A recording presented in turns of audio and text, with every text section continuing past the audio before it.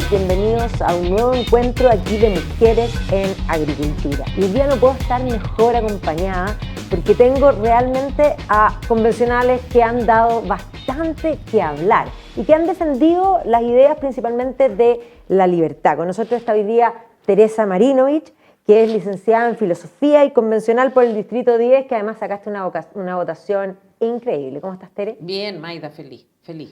Muy contenta y honrada de estar contigo, que eres la mujer, la mejor periodista. No, ya sé que no eres periodista, pero... Soy periodista. ¿Eres periodista? También. Además? ¿En serio? Sí. Ah, ya, entonces está bien. La mejor periodista en Chile. Muchas gracias. Y tengo también a Rocío Cantuaria, que se han convertido en simbióticas con la Tere bastante. Últimamente la hemos visto juntas, pero yo creo que yo te descubrí primero. Rocío hay muchas discusiones sobre esto, al respecto, ¿no? ¿Quién es la más amiga de la Rocío? Exacto. ¿Quién la vio primero? Todas queremos ser amigas de la Rocío. Sí. Abogada y convencional por el Distrito 20 de Chiguayante, Concepción, Coronel Floría, Hualpén, Hualquipenco, San Pedro de la Paz, Santa Juana, Talcahuano y Tomé. ¿Cómo estás, Rocío? Bien, encantada también de estar con la Tere conversando contigo, Maida. Feliz que nos hayan invitado. Fantástico, las vi por el sur. ¿Cómo estuvo esa gira? Estuvo intenso, sí. Estuvimos en una universidad en Concepción, pero las ganas de los jóvenes, sobre todo, de preguntar, de oírnos un poquito, pero de hablar harto y que nosotros les contestemos todas sus dudas es bien impresionante. Así que estábamos felices, sí, mucha gente, una convocatoria salvaje. Qué bueno. Hemos visto a nuestro presidente hoy día en Canadá. Y ciertamente apareció también la ministra, la canciller, diciendo que los canadienses estaban muy tranquilos respecto a las inversiones. ¿Tú crees que realmente eso es así? Bueno, si hay algún grado de desinformación, probablemente justifica que estén tranquilos, pero si conocen el borrador de texto constitucional y ven más o menos la línea y el camino que está tomando este gobierno, deberían estar bastante preocupados, creo yo, ¿no? Fíjate que una cosa que le oí decir Alberto Mayol,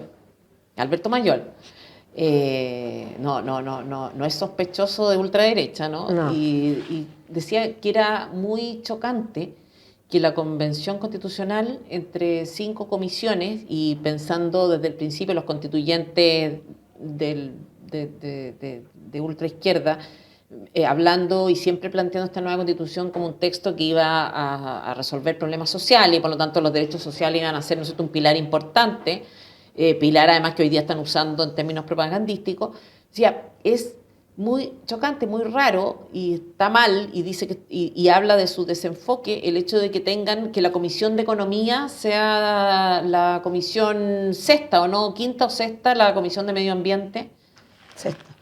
La sexta comisión, decía. Y además es medio ambiente y modelo económico. Como que el modelo económico fuera irrelevante, en el fondo, cuando el modelo económico y el funcionamiento de la economía es lo que permite o no permite o impide, ¿no es cierto?, financiar derechos sociales. Entonces yo creo que esto no está en el horizonte de los constituyentes, por supuesto, en la estratosfera en este sentido, y el gobierno parece que no tanto. Entonces hay una desconexión de que las cosas son posibles en la medida que hay recursos.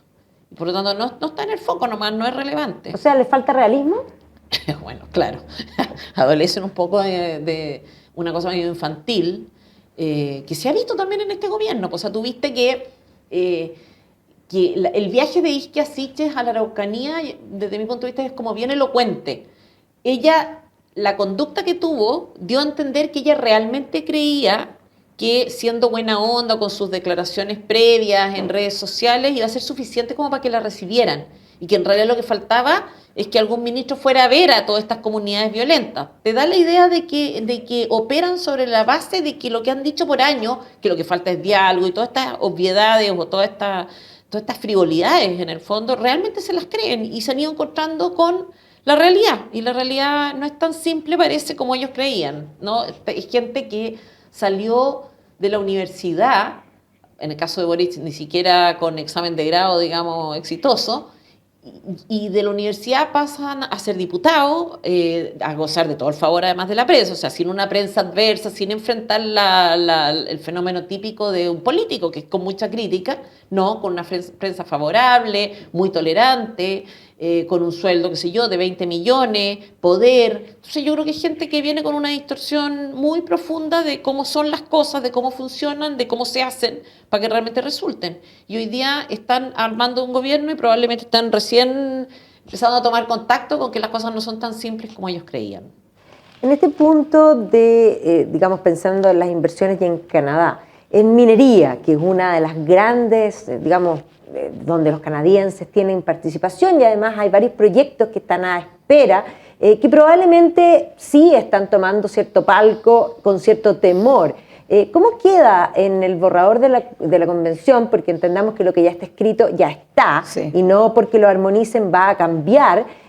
¿Cómo queda respecto al tema de minería? ¿Podrían estar tranquilos los canadienses? Sí, Maida, a mí me pasa, para complementar lo que dice la Tere, y en función de tu pregunta, me pasa que Boric, el presidente, en esta gira por Canadá, en que intenta dar tranquilidad, ¿no es cierto?, ¿no?, que vamos a dar estabilidad a las inversiones canadienses. Eso fue lo que fue a vender a Canadá. Me pasa lo mismo que como la cuenta pública.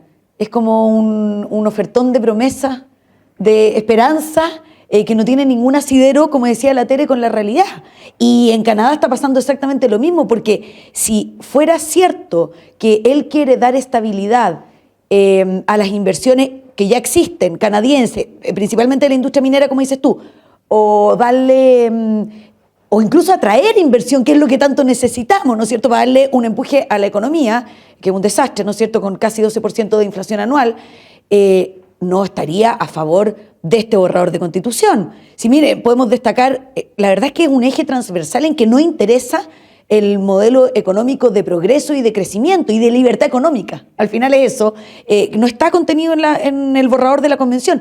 Y si podemos dar algunos ejemplos concretos relacionados con la minería, es que tenemos, en primer lugar, la necesidad o la obligación de pedirle permiso a las naciones originarias para cualquier asunto o materia que les afecten sus derechos. Y en el norte, ¿no es cierto?, donde están las concesiones, principalmente de exploración y explotación minera, ahí tenemos naciones originarias. Entonces, ¿qué seguridad va a tener un proyecto minero si le tiene que preguntar, ni siquiera preguntar, pedir permiso? O sea, la nación originaria, sepa Cristo cuál además, va a tener que autorizarte a que tú puedas explorar o explotar minas. Eso por nombrar uno. Después tenemos el tema de una precisión respecto de ese punto. Te dicen, porque yo he oído a Fernando Hacha, por ejemplo, decir que esto se limita a las cuestiones que los afectan en cuanto pueblos originarios. Eso no es verdad. Los pueblos originarios, pueblos indígenas, como queramos llamarlo, son pueblos que tienen derechos especiales respecto a todos los chilenos, pero también tienen los derechos ciudadanos, o sea, comparten derechos y además tienen unos agregados. Por lo tanto, cuando decimos algo que les afecten, es cualquier cosa. Puede afectar de cualquier manera, no son aspectos muy específicos de ellos, sino que son sus derechos como chilenos más sus derechos como pueblos indígenas. Y por lo tanto, algo que te afecte es literal, cualquier cosa. O sea, podríamos decir, porque todos los proyectos, tanto mineros como de inversiones respecto que intervengan en la naturaleza, pensemos en centrales hidroeléctricas o otros, van a requerir ese permiso. Y aquí hago una precisión. Todos esos proyectos siempre tienen, en el fondo, afectan a una comunidad, ciertamente, pero afectan a un grupo en favor de la gran mayoría. Pero en este caso podríamos decir que esa minoría afectada, y esa es la razón por la que todos estos proyectos siempre tienen, en el fondo, un contraproyecto de intentar paliar esos efectos secundarios que puedan tener para apoyar a las comunidades, cosa que se venía haciendo en la legislación hace rato, y por eso tenían que pasar por en el fondo por autorizaciones ambientales, pero también con conversación con las comunidades para poder plantearles, podríamos decir, una batería de cosas que ayudase a compensar, pero teniendo en cuenta que ese proyecto era necesario para la mayoría. Hoy día podríamos decir que con el nuevo proyecto de Constitución una minoría se sienta arriba de la mayoría del país. Bueno, es que la Rocío iba a seguir, digamos, yo la interrumpí, No, pero en está... el fondo el tema del consentimiento creo que es lo más grave, pero hay más, ¿no es cierto? O sea, derechos de la naturaleza por sobre derechos del ser humano y cambiando la visión antropocéntrica que teníamos hasta el día de hoy respecto de nuestras leyes. Eso es un punto muy relevante porque, como dices tú, cuando se afecta un recurso natural, por supuesto que siempre se afecta, ¿no es cierto?, algún tipo de recurso. Entonces vamos a privilegiar con una defensoría de la naturaleza, ¿no es cierto?, pero sin proteger ni siquiera de la vida del que está por nacer. Hago ese punto nomás porque es impresionante el antagonismo, claro, el contraste, exacto. Pero además hay dos cosas súper preocupantes, Maida, que son, uno, que el Congreso, ¿no es cierto?, hoy día, si es que se aprueba esta cuestión, constituido solo por una Cámara que tiene el poder casi total, ilimitado, puede dictar leyes que afecten, por supuesto, estos proyectos, ¿no es cierto?, que van a afectar a la economía por mayoría simple. Entonces dime qué seguridad le puede vender Boric a un grupo de canadienses si es que él no tiene tampoco ningún sartén por el mango. O sea, el Congreso o la Cámara de diputada y plurinacional, con escaños privilegiados, porque ¿Y ecológico? y con conciencia ecológica, no, sí es verdad. Eso es lo que dice textual el borrador, parece talla, digamos. Y ya, esa Cámara puede modificar cualquier norma que afecte a la economía por mayoría simple. O sea, dime si eso es certeza o seguridad jurídica. Y lo último, el tema de la propiedad. La propiedad queda completamente debilitada y hay una expropiación en que la indemnización, en caso que te expropien para restituirle a estas naciones originarias, supongamos en terrenos donde existen industria forestal, 100.000 empleos dan en mi región, solamente directo, la industria minera, entonces tienen que restituirle los territorios, recursos y tierras que hayan usado tradicionalmente y le van a pagar al dueño de la inversión o a los dueños de la inversión el justo precio, que no sabemos lo que es, porque rechazaron una y otra vez el valor de mercado. Entonces ya paremos la chacota, o sea, que Boric de verdad ande vendiendo seguridad a los inversionistas es lo mismo que la cuenta pública, o sea, chilenos tranquilos, porque la única forma que vamos a tener de gobernar o empezar a gobernar es cuando se apruebe el mamarracho. Es absurdo, Maida, perdón que lo diga con este tono, pero lo encuentro bien increíble, lo alejado de la realidad que está el gobierno, como dice la Tere, y de creer que la ciudadanía es lesa. Bueno, ahí hay dos puntos de lo que plantea Rocío. Una cosa es lo que dijo el ministro Jackson respecto a que, en el fondo, si no se aprueba esto, no van a poder implementar el plan de gobierno, como una especie de amenaza. Y por otro lado, me tomo de la cuenta pública, porque ciertamente lo escuchamos con un tono que llegó a la ciudadanía en el sentido de que subió en las encuestas y se muestra que es un comodín, un activo, la oratoria del presidente, pero una oratoria bastante vacío, porque igual que en el texto del proyecto constitucional, así como yo digo que hay que tener cuidado con lo que dice el texto, con lo que no dice el texto y con lo que se contradice el texto. En el discurso también hay amplias contradicciones, pero también hay un gran sueño, o sea, como dice la Rocío, pareciera ser fuera de la realidad. A mí me acuerda como Artés, ¿te acuerdas tú que él decía que su programa no tenía precio, era como tipo Mastercard? Bueno, hubo convencionales, unas constituyentes, cuando nosotros cuestionamos el aumento de asignaciones, que además prácticamente se duplicó, ellas dijeron como justificación que lo que estábamos haciendo no tenía precio. Por lo tanto, duplicarse las asignaciones era más o menos razonable, porque como el valor de esto es infinito, entonces infinitas podían ser también las asignaciones, infinito el sueldo. Entonces, bueno, en fin, el tema me parece a mí, a propósito de la cuenta pública, por ejemplo, en materia de trenes, hizo un mega anuncio cuando lo apretaron un poco y le pidieron definiciones, invitó a ver una página web, en la página web no hay información, sino que habla al revés, habla de un tren que ya existe en el fondo y que implica mejorarlo un poquito. Entonces, pero yo creo, Maida, que los políticos que tenemos, los empresarios que tenemos, los académicos que tenemos, son todos los mismos. O sea, ¿qué te quiero decir? Nosotros no tenemos un mal presidente y todo el resto de los ciudadanos somos fantásticos. No tenemos malos políticos y todos los demás lo hacemos bien. Tenemos, como se dice, los políticos que nos merecemos, el empresariado que nos merecemos. Eso es lo que tenemos, porque nosotros los elegimos. No es un grupo, una casta que venga llegando de Marte aterrizando en un ovni. Sale de nosotros. Entonces, cuando nosotros vemos cómo están las cosas y evidentemente nos preocupamos porque se anticipa un futuro bastante negro, ¿no es cierto?, que se aprobara esto, bueno, no debiera sorprendernos tanto si es el presidente que hay. Si son los constituyentes que escribieron o redactaron este borrador. Entonces, ¿qué esperamos? Una especie de milagro, un salto ontológico, digamos, que realmente vamos a tener resultados buenos con personas que no están preparadas nomás. Entonces, y tú ves que todo este proceso fue patético, ¿no? Tú dices, desde mi punto de vista, una ofensa contra los chilenos, ¿no? Estábamos redactando un texto constitucional, es algo importante, y hubo gente que sintió que era el contexto o la oportunidad, por ejemplo, de llegar disfrazado corpóreo, de Pikachu, de Pokémon, de Barney, ¿cómo se llama el otro? Los Teletubbies. Y tú dices, eso, en general los chilenos no hacen esto, no llegan disfrazados a su oficina. Otros convencionales haciendo machitunes, entonces, bailando. Hay uno que en alguna sesión habló de los pesticidas y la conclusión del uso de pesticidas era que él tenía un testículo más grande que el otro. Entonces, tú dices, contestándole al secretario desde la ducha, oiga, estoy en la ducha. Entonces, esto, ¿qué esperamos que salga de todo esto en el fondo? Y se te olvidó Rojas Bade. Bueno, pero es que Rojas Bade ya es un premio aparte, pero claro. En el fondo tú dices, el texto que tenemos es un texto que se desarrolló, se hizo en este contexto. Y tú dices, no, un hecho aislado. No fue un hecho aislado. Tenemos anécdotas infinitas, muchas de ellas las vieron la ciudadanía, otras no. La del testículo yo creo que no ha circulado suficientemente. Y habrá que mostrarlo en algún momento, ¿no? Para que la gente vea.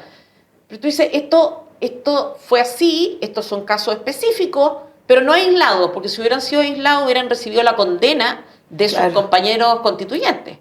Y no fue así, no hubo ni una autocrítica, ni una, en ningún momento del proceso, y ahora nos vemos enfrentados a una propaganda feroz. O sea, el día de la cuenta pública, aparte de la extensión de la cuenta pública, Boric hace una especie de cadena nacional en la noche, en horario premium, horas hablando, y bueno, eso, son señales del populismo que estamos viendo y que no termina bien. Esto va a terminar, tú sabes, historia, así que tú puedes anticipar. ¿Qué ves tú si tú tuvieras que anticipar un final para esta película? No me refiero al plebiscito, que encuentro que es casi anecdótico en el contexto de la gravedad que estamos viendo.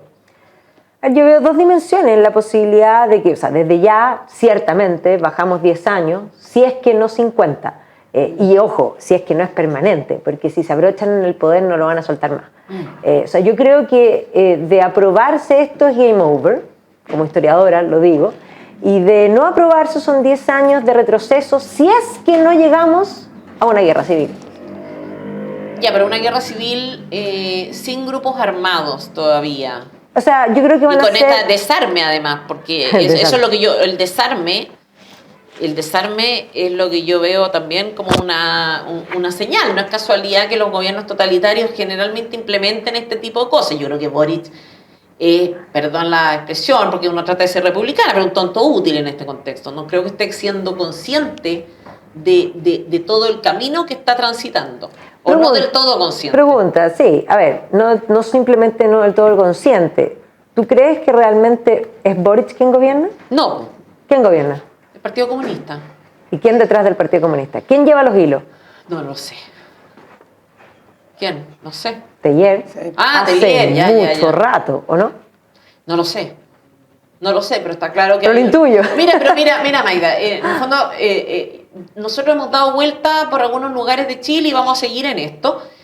Y uno dice, acá terminó, tuvimos un resultado que aparece realmente sorprendente. O sea, yo creo que nadie, ni siquiera, no sé, la gente que propulsó este proyecto con entusiasmo, uno de ellos Fernando Atria, ¿no es cierto? Toda esa camada de otra facción más conservadora que no llegó a ser electa, qué sé yo, pienso en Tomás Jordán, era partidario de esto, Patricio Zapata, gente sensata. Sí. Ya, entonces había esta gente sensata, estaban estos súper radicales que el Frente Amplio, que ha quedado respecto por lo menos de los escaños reservados y todo ese grupo como casi de centro. En fin, todas estas personas esperaban este resultado. ¿Tú crees que para Fernando Atria el resultado de este texto resultante es un texto que anticipó? Yo creo que no. Lo que pasa es que ahí hay una cosa, y lo digo como historiadora, pero ciertamente hay una cosa muy clara. Las revoluciones se terminan comiendo a sus propios hijos. Nunca los ideólogos de la revolución han podido conducir los procesos hacia donde ellos quisieran, sino que en todos los casos ellos provocan el proceso y luego el proceso tiene una dinámica en sí misma que termina comiéndose a sus propios hijos. Así y es. y nosotros tenemos una revolución. Y lo que vimos en la convención durante todos estos meses es que el Partido Comunista, que tiene la mitad de convencionales, de votos, por lo tanto, que el Frente Amplio, por ejemplo, es el líder indiscutible de este proceso. Y entonces maquineó y con los escaños privilegiados, que al final son todos comunistas, digamos, o de inspiración comunista, y entonces tienen el poder. Y eso es lo que quedó escrito aquí. El Frente Amplio incluso, yo creo que no en todos los instituciones... Pero llegaron con un plan claro. O sea, tenían, no sé, 17 escaños asegurados. La Rocío tiene la estadística de algunos datos como freak respecto a eso, ¿no? 6 de esos 17 sacaron menos de 1.000 votos. Hay una señora del pueblo Yagán que sacó 61 votos. 61. Y son 17 en contraste, por ejemplo, con lo que era en Chile Vamos, 37. Sin embargo, esos 17 llegaron con un plan claro. O sea, tú viste el primer día esta cosa performática, ¿no? De vamos con unos atuendos, y la ramita de canelo, y la agüita, y el machitún, y la weá. En definitiva, llegaron con un plan claro. Tú los veías, de repente tú les decías algo, y veías que una vez me pasó con Lincolnao. Algo le dije y tuvo una respuesta en, no sé, 1 minuto, 5 minutos. Ella tenía una respuesta, leía en su computador y me estaba respondiendo atingentemente un texto que era además leído, que era claramente no era un texto de ella. Entonces tú ves que estos llegan con un plan y una cosa muy estratégicamente bien pensada, que parte con lo performático, pero se plasma después en un discurso que ellos tienen. Y eso tenemos por una parte. Y por otra, tenemos organizaciones o colectivos como el Partido Socialista que se suma alegremente a la fiesta sin estar de acuerdo con la fiesta. Tenemos un Frente Amplio que se suma que ofrece sus votos para algo que no los interpreta. Tenemos un Chile Vamos que llega con la más completa y radical de las improvisaciones. O sea, tú ves que los partidos, y voy a ser súper crítica, esto es conflictivo, pero tú ves que los partidos que llevaron convencionales a este proceso prácticamente no intervinieron. Los abandonaron. Es que, a ver, se han constituido con recursos además públicos de todos los chilenos en maquinarias electorales. O sea, tú ves que los senadores se preocuparon al momento de las transitorias. Y están interesados no en cuidar la institución del Senado, están interesados en cuidar más bien... Supuesto. Claro, o sea, en asegurarse que la campaña que acaban de ganar, ¿no es cierto?, tenga rentabilidad en los años que vienen. Ni siquiera cuidaron la institución propiamente tal. Los partidos totalmente ajenos a esto. ¿Y cuándo intervinieron? Por ejemplo, cuando se discutió el tema de las vicepresidencias. Unas vicepresidencias cagonas, perdón la expresión, pero 7 vicepresidentes adjuntos que pintaban el modo, tenían ni una incidencia, ¿para qué decir nosotros? Imagínate, 1 entre 9 y siendo, no teniendo nosotros ni siquiera 1/3 de los convencionales. Y ahí, sin embargo, intervinieron. Entonces volvemos a esta idea de que lo que tenemos no es obra de la casualidad o del azar o de la mala fortuna. Esto responde a que las cosas ellos las hicieron muy bien, por lo menos este grupo logra, por una parte nosotros lo hicimos muy mal, muy improvisadamente, muy irresponsablemente, y por otra tenemos este grupo que actúa en la línea precisamente contraria, y es una minoría, lo que tú quieras, pero es una minoría con convicción, con determinación y con claridad, y esta minoría termina con cupos reservados en todos los órganos del Estado. Termina esto se va a replicar siempre. Poder de veto, Claro. Poder de veto para cualquier cosa que le afecte, como decía la Rocío. Un modelo de propiedad privada, o sea, un sistema de propiedad totalmente distinto, fuerte, esa es la antítesis. Un derecho al agua que solamente tienen garantizados ellos, a propósito de la inversión también. Luego, las garantías, esto ya es más accidental, o un poco más accidental respecto al otro, pero el derecho, por ejemplo, a ingreso, la promoción, la estabilidad dentro de la educación superior, especial para ellos. Un modelo educativo, una garantía de un derecho a la educación para ellos muy específico, que es el derecho a realizar todos los proyectos de acuerdo a su cultura, conforme a sus decisiones, etcétera. Una norma que yo me parece bien, siempre y cuando fuera igual para todos. Digamos, ellos tienen esa libertad que yo hubiera querido que se quedara garantizada para todos los chilenos. Entonces, ya no sé si se me está yendo algo. Bueno, por supuesto que escaños, por privilegios, que la pertinencia cultural en las viviendas, y hay cosas un poco más anecdóticas, si tú quieres. Pero es un grupo minoritario que termina con 6 columnas en el fondo de privilegios sustantivos, la justicia especial. Te fijas, 7 columnas de privilegios versus otros grupos que eran más grandes y más incidentes. De hecho, yo discuto, yo creo que nosotros, o sea, las personas que tenían un cierto sentido republicano, y esto incluyo a una izquierda, a una centroizquierda y el grupo de Chile Vamos, yo creo que teníamos más de 2/3. Yo creo que el número de convencionales que si tú los pescas aisladamente y hablas con ellos, con los cuales puedes haber tenido un resultado aceptable, no sé si del todo mi gusto, pero aceptable, eran más de 2/3. O al menos el tercio para... De todas maneras... Al menos el tercio para poder... Pero de todas maneras sí, el tercio. Sí. De todas maneras el tercio. Y tú dices, sin embargo, votaron mal, y ahí ves de nuevo este fenómeno histórico, ¿no es cierto?, no sé, cómo se estudia, digamos, psicología de masa, o sea, cómo funciona y se repite este patrón, ¿no es cierto?, de que una minoría radicalizada logra imponer una agenda en contraste con una mayoría más o menos sensata, que uno pudiera haber dicho, no sé, por lo menos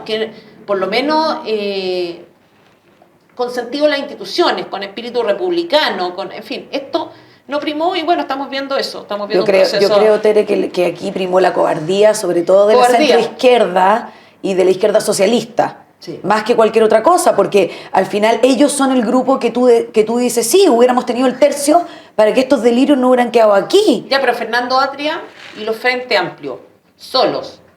Así tú los encierras en una pieza y tienen que redactar un texto constitucional. Sale algo mejor. ¿Tú crees que hacen una cosa como esta? Yo creo que muy parecida. O sea, ¿tú crees que hacen modelos de justicia distintos? Yo creo que ellos son radicales. No es el Partido Comunista, pero la intención de tener que la democracia esté en riesgo y que aquí haya un eje transversal de control social. Totalmente. Total, pero ¿tú crees que hubiera quedado plasmado algo así como, por ejemplo, la propiedad indígena? Parecía, pero no igual. De ninguna manera, Rocío, porque eso implica desestabilidad para el gobierno.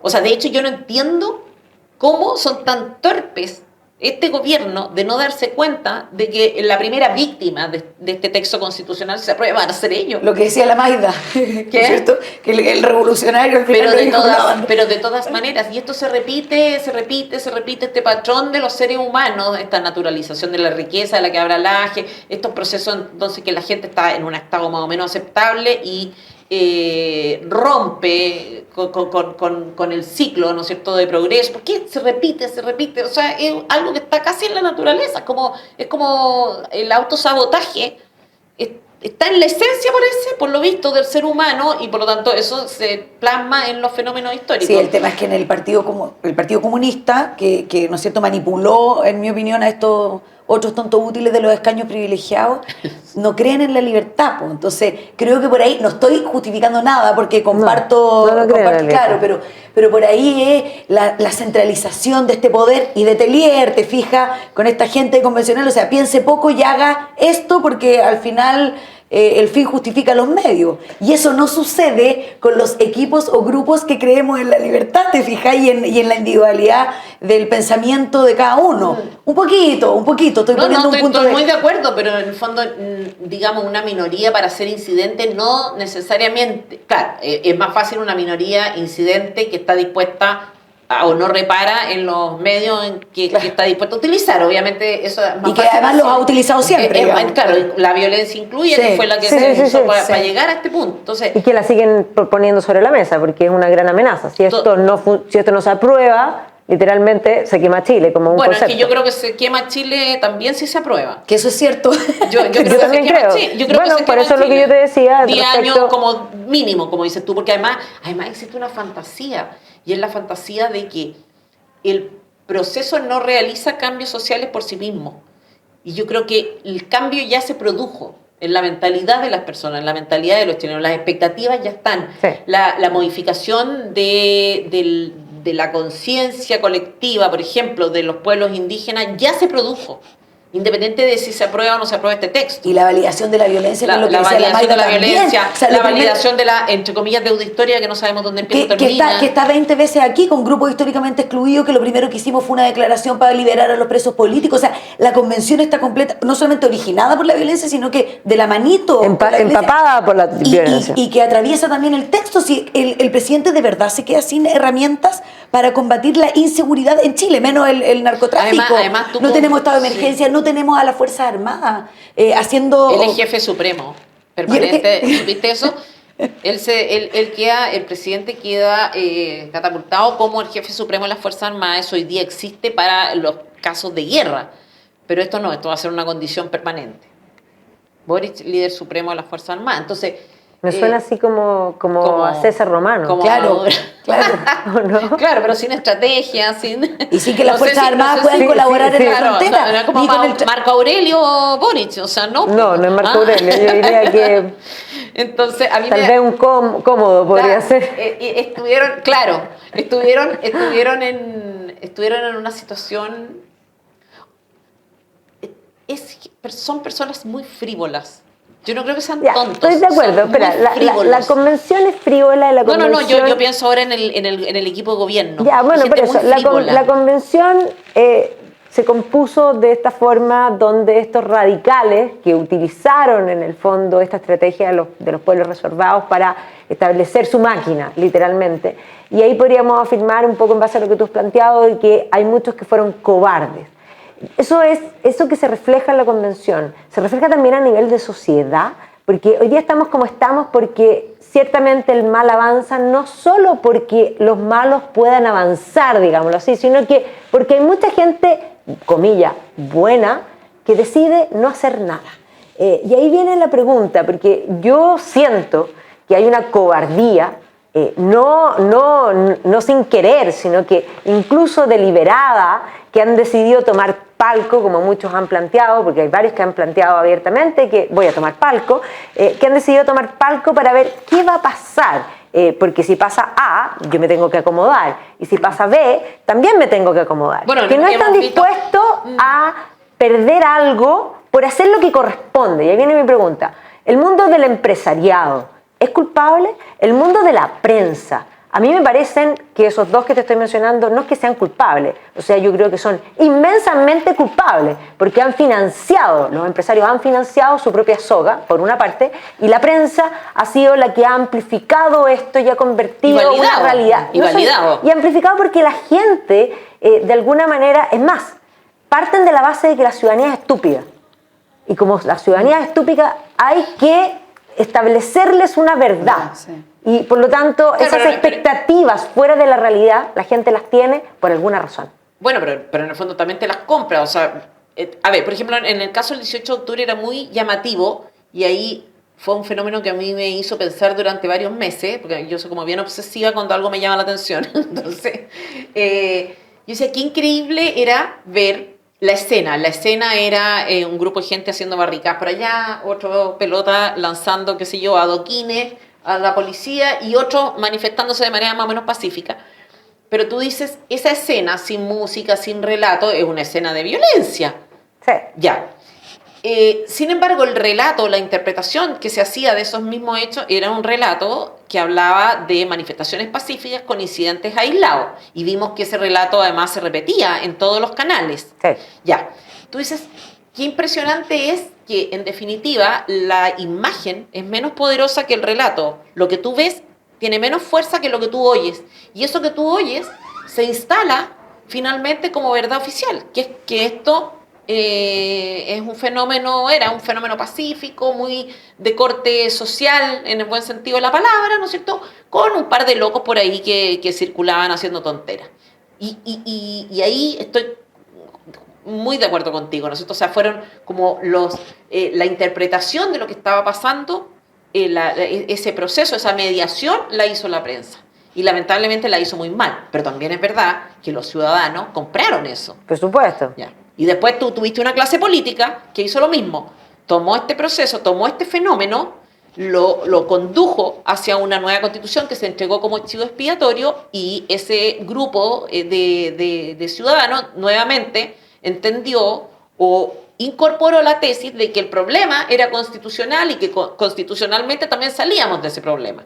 De nuevo hay un realismo mágico. Comprarse una explicación que era completamente discutible, que incluso no tenía asidero en lo que las mismas personas habían manifestado como prioridades, y por tanto lo mismo. O sea, nosotros, digamos, una buena parte de los chilenos se compró esto que la prensa transmitió, otra buena parte de los chilenos, 80%, se compró lo que proponía, lo que los políticos ofrecieron. Entonces, a ti te dicen, la clase política tiene muy mala prensa, ¿no es cierto? Es muy criticada, pero en la práctica finalmente se impone. Es como el Partido Comunista, ¿no? La marca Partido Comunista es una marca muy mala, o sea, a la gente le caen mal los comunistas, pero al final ponen su agenda.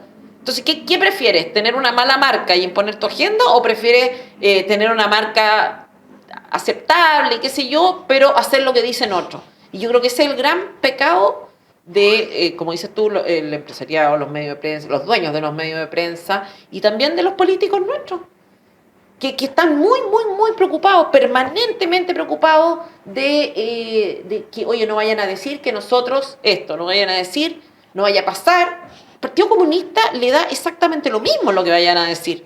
¿Por qué? Porque la idea es marcar un camino. Y nosotros no tenemos, está bien, nosotros no estamos dispuestos a cualquier cosa, ¿no? Yo por lo menos trato de mantenerme apegada a los hechos, no tergiversar. Hay ciertos límites morales que uno intenta respetar, y ellos no. Entonces, obviamente uno corre con desventaja, pero por lo menos corre en la medida en que haga oposición. Pero cuando ni siquiera hace oposición, no hay competencia. Una pregunta, ¿la derecha tiene vergüenza de ser quien es? Y otra pregunta, ¿sabe quién es? He hablado mucho, yo creo. Sí, si habla de tirar una... No sabe. No sabe. Está evadiendo. La interdicta. Claro. Yo creo que no sabe. Yo creo que la derecha hace muchos años es defensora de intereses corporativos. Tere, yo creo que hay que incorporar, y Maida, también a la centroizquierda. O sea, si al final hoy día también no hemos comprado el discurso que la derecha ha gobernado durante los últimos 30 años, y eso es mentira. Si ha sido excepcional. Entonces, los que han tenido vergüenza también... De ellos mismos. De ellos mismos. O sea, la centro-izquierda, yo creo que salvo el presidente Lagos, que ahora último tiene algunas declaraciones defendiendo. Y vamos a ver. Pero al menos defendiendo su obra con la Constitución del 2005. Eso, sí, pero volátil, pues si cambió, claro, en algún minuto dijo que ya no era acorde a los tiempos. Yo estoy de acuerdo en que la derecha es muy acomplejada. Ya, pero ¿la derecha le compró el discurso a la izquierda?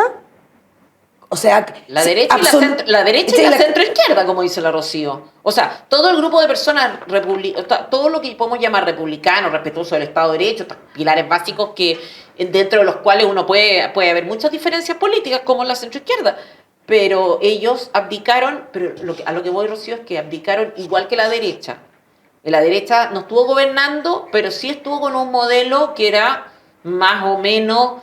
un modelo en el cual creía o compartían algunos de sus pilares, por lo menos. Ya, esos modelos no lo defendió la derecha, no lo defendió la centroizquierda. Se acobardaron completamente. Y yo encuentro que además cuando tú hablas de cobardía, hay que entender que nadie les está pidiendo tampoco que enfrenten, que se inmolen en la plaza que van a ser martirizados. Claro. No es como, a mí la gente me dice mucho, qué valiente tú. ¿Y cuál es la valentía? ¿Cuál es la valentía? Quiero saber, ¿cuál es la valentía? ¿Tolerar una funa en redes sociales? Eso es lo que vamos a medir. O sea, eso indica más o menos cómo estamos. Que te digan que tú eres valiente porque toleras funas en redes sociales y dices lo que piensas. Y ese es el modelo, digamos... excepcional, como extraordinario es eso. Exacto, claro. El estándar con que medimos si una persona es valiente o no, y podemos sacar las conclusiones del caso. O sea, ¿qué es lo que es? ¿Frente a qué nos estamos acobardando? Ser valiente es tener un grado de convicciones. Ya, pero eso es Maida. Bueno, por eso. Yo insisto, si uno estuviera expuesto, ¿no es cierto? Bueno, estamos un poco expuestos, pero muchas veces cuando te dicen que tú eres valiente es por decir las cosas que piensas. Y ser consistente. Y por ser consistente. Sí. Pero yo esperaría que, dado que la valentía hoy día al menos no nos impone un desafío que vaya mucho más de eso, yo esperaría que hubiera más valiente. No, por supuesto. No es como que te pidan ir al sacrificio, insisto, no están por tirarte al circo romano para que te coman los leones, no te van a decapitar, no están en la Revolución Francesa. Por ahora, yo creo que vamos a llegar a eso, pero por ahora estamos en una situación en la cual el peligro que enfrentamos, el desafío que enfrentamos, no exige tanto heroísmo. Entonces es una cobardía realmente muy miserable, o sea, que habla muy mal de nosotros, que somos muy poca cosa si no somos capaces de enfrentar eso. Va el hecho de que yo creo que no hay una convicción verdadera y profunda de que nuestras ideas son mejores, funcionan, por de pronto funcionan. Pues de pronto funcionan. Ahí hay un punto bien importante porque una de las cosas que se atacó aquí en este proyecto, digamos, en lo que está del borrador, es precisamente el modelo económico, ciertamente. O sea, era todo contra el neoliberalismo como concepto. Pero también la democracia, aunque no lo digan, porque ellos hablan de ampliar la democracia cuando en rigor lo que está ahí es antidemocrático. ¿Es eso así? Absolutamente. O sea, creo que la democracia está en riesgo si es que se aprueba esto. En paralelo con la guerra civil o un conflicto social profundo, que es lo que estábamos conversando. Y la democracia está en riesgo, Maida. Yo te encuentro tanta razón en la reflexión que haces, porque, y lo hemos conversado muchas veces, pero pensamos que solo iban por el modelo económico, que solo iban a eliminar, a aniquilar las bases de la libertad económica a través de la Constitución. Y lo hablamos siempre, eliminando, piteándose, perdonando la expresión, el Banco Central. Pero antes, estoy hablando del sustento filosófico. La participación, ¿no?, de los privados. Claro, el principio de subsidiariedad. El Banco Central quedó sometido al político de turno. Eso ya está claro. Sí. Claro. Pero además la eliminación de una serie de instituciones que no alcanzaron solo a derribar el modelo económico. Si nosotros nos equivocamos mucho. Yo de verdad, Maida, la primera, en la Casa de la Tele, tuvimos una reunión ampliada, ¿te acuerdas? Y yo dije, esto es una ingenuidad pensar de que no van a ir por el modelo económico. Me equivoqué, pero rotundamente, porque eso era el desde, ¿te fijáis? O sea, yo pensé que iban ahí, pero que iban a debilitar la familia, pero un poquito. Que los derechos sociales no íbamos a lograr nada, pero que no lo iban a empeorar tanto como lo hicieron ahora, creando sistemas estatales para todos los derechos sociales, ¿te fijas? Entonces, con lo del modelo económico tú tienes toda la razón, ahí fueron a eliminarlo, pero se atrevieron a mucho más. O sea, la democracia aquí en serio está en riesgo, no solamente porque eliminaron las instituciones del orden público económico, como el Banco Central, la subsidiariedad, no sé qué, sino que no dejaron ningún freno y contrapeso, ninguno. Entonces tenemos al Poder Ejecutivo tomando todas las decisiones, politizando hasta el Poder Judicial, que hasta le cambiaron el nombre, imagínate, ahora no se llama Poder Judicial.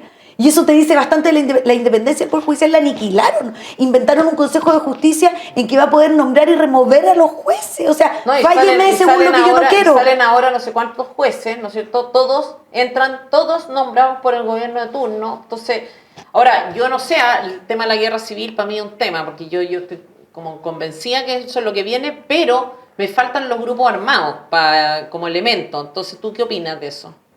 Bueno, yo creo que como en el año 91 se van a dividir, porque ciertamente tanto en el fondo los militares como incluso la Armada tienen elementos divididos en su interior. Por lo tanto, en algún momento, si los civiles, porque esto no va a partir por ellos, esto va a partir por los civiles defendiendo sus propios predios y cosas de ese tipo, pero una vez que esto se desate, porque así son las fuerzas humanas, una vez que la ira, recordemos que la ira de Aquiles provocó la guerra de Troya, como concepto. Por lo tanto, una vez que la ira se desate y se provoque, sí van a intervenir en algún momento. No necesariamente como institución propiamente tal, sino que como... por ahí ves tú eso. Sí, por ahí lo veo. En tanto esto siga escalando. A menos que, porque siempre está esa opción, nada está determinado, y esa es la gracia de la libertad, más allá de que no les guste la libertad existe. Nada está determinado. Y como nada está determinado, siempre algo puede pasar. Y la providencia es impresionante. Claro, pero Dios escribe renglones torcidos. Sí. Exactamente. Yo creo, yo soy creyente, y efectivamente el otro día hablaba con un asesor nuestro, y le decía, ¿sabes qué? Antes de empezar a trabajar, nosotros debiéramos rezarle al Espíritu Santo, porque lo que viene es una tarea que es titánica y lo que se viene es muy, muy malo para el país. Por supuesto que te van a decir que tú estás haciendo campaña del terror, defendiendo tus privilegios y toda la pelotudez. Entonces, pero yo creo que el desafío es mayúsculo, el riesgo es gigantesco y no es posible de enfrentar este problema sin, no sé, la providencia divina, como dices tú, y la ayuda de Dios, porque definitivamente nos excede, entre otras cosas porque todos aquellos que debieran estar en esta defensa no lo están haciendo con la voluntad, la valentía, la disposición y la seriedad que requiere la situación. Entonces tú ves distintos gremios cómo se fueron movilizando además para salvar sus terrenos sin entender que están en un campo de batalla general. No se trataba un poco lo de los senadores, ¿no? Que tú los ves vueltos locos por perder su cargo. Por salvar los próximos 8 años, ¿no? Entonces, pero esto, o sea, ¿cómo puede haber tal nivel de estupidez? Porque ya no es mezquindad, es tontera, es no entender que qué sacas tú con defender esto si no vas a poder hacer nada. En definitiva, es quedarse con una parte así de un problema que igual te va a tocar. Obvio, yo te voy a dejar la frase del retrato de Dorian Gray cuando termina esa obra, un hombre que le vendió el alma al diablo con tal de mantener su belleza. Y cuando decide romper en el fondo el cuadro, cuando decide romper el cuadro, dice, ¿de qué le sirve a un hombre tener todo en la vida si ha perdido su alma? Así es. Con eso me quedo. Yo creo que aquí hay varios que han perdido el alma hace rato. Mientras no lo pierda la ciudadanía, Maida, y le peguen una lectura al borrador y voten a conciencia y no se dejen manipular por aquellos que no han defendido, por grupos de intereses o por la prensa que avala la mentira, yo creo que tendríamos alguna esperanza. Ayer una amiga mía nos contaba, que entonces le había dicho una amiga, no, mira, fíjate que el borrador de texto constitucional no dice eso, y le manda un pantallazo del borrador de texto constitucional y era una norma de un texto que tiene 500 normas, y la persona que se lo mandaba convencida de que el borrador era eso, era una página. Entonces, bueno, ese es el contexto en el que estamos. Por eso, dejamos que la ciudadanía tenga claro que tiene que ver lo que dice el texto, lo que no dice el texto y lo que se contradice el texto, porque cuando algo se contradice, lo que dice en el renglón 1 lo borran en el renglón 2. O sea, que escribe con la mano y lo borra con el codo. Y lo que se rechazó. Y lo que se rechazó, que es muy relevante, porque en definitiva cuando tú vas a aplicar una norma tienes que pensar de que eso no está. ¿Cuál fue el espíritu con que se redactó esa norma? Entonces, todas aquellas normas, indicaciones nuestras que se rechazaron sirven para interpretar aquellas que se aprobaron. Obvio. Ahí está la categoría lo que la Maida dice, lo que no dice o lo que no dijo. Claro, ahí está lo que la no dice, pero que en que el fondo, claro, tú dices, cuando por ejemplo, la justicia indígena presentaron algunas indicaciones, la centroizquierda, si no me equivoco, para limitar, y que quedara esto restringido, por ejemplo, a comunidades indígenas y a... Fuera la justicia penal, por ejemplo. Y claro, dejando fuera, no sé, un asesinato, eso se presentó como límite. Intentaron limitar eso, se rechazó. Y tú tienes que sacar conclusiones de que eso se rechazó. ¿Por qué se rechazó? ¿Cuál era el espíritu? Claro, ¿cuál es el espíritu de la norma que quedó? No era limitarlo, de ningún modo. Lo rechazan expresamente. De hecho, además, la norma es clara cuando dice coexisten todos estos sistemas de justicia, que por ahora van 11. Falta el poder tribal afrodescendiente, que tampoco sabemos muy bien cuál es. ¿A qué se refiere? Son descendientes de esclavos. Entonces sí. Como que tú dices... O sea, bueno, no sé, habrá que buscar a los vikingos también, el pueblo, ¿te fijáis? O sea, ¿y cuántas naciones vamos a definir acá? Habrá que, bueno, en fin. Bueno, tal vez nos conviene hacer eso, porque ahora que tienen prebenda. Es que no podemos comprarnos eso. Sí, yo sé. ¿Te fijas? Porque, bueno, en fin. Te agradezco, Tere, y Rocío, les agradezco a las dos. Haber aclarado ciertos puntos, además entramos en ciertas cosas filosóficas, pero yo creo que vamos a tener que volver a juntarnos, porque a mí me encantaría en algún otro plan de estos de mujeres y hablar, hablar precisamente de aquello que nadie habla, de esos conceptos, y aprovechando que tú estás en el mundo de la filosofía, yo también, y te invitamos, Rosario, porque me imagino las largas conversaciones que han tenido. Hace rato que estamos lejos del mundo de la filosofía, ¿no? Estamos con el mundo, la decadencia misma. Sí, estamos en el mundo del Vilsipap. Ya, de acuerdo, pero es esa postura tuya desde la filosofía lo que te permite comprender que esto es Vilsipap. Entonces, las voy a dejar invitadas para cuando yo vuelva, porque yo voy a estar ausente un par de semanas, voy a tener un reemplazo. Los últimos días de Versalles, Maida. Claro, y volveré, dijo MacArthur, y ahí volveré con ustedes si es que Ya, pues, así estupendo. lo podemos hacer. Nosotros Muchas felices. gracias. Ya, pues, Maida, gracias. Muchas gracias. Gracias.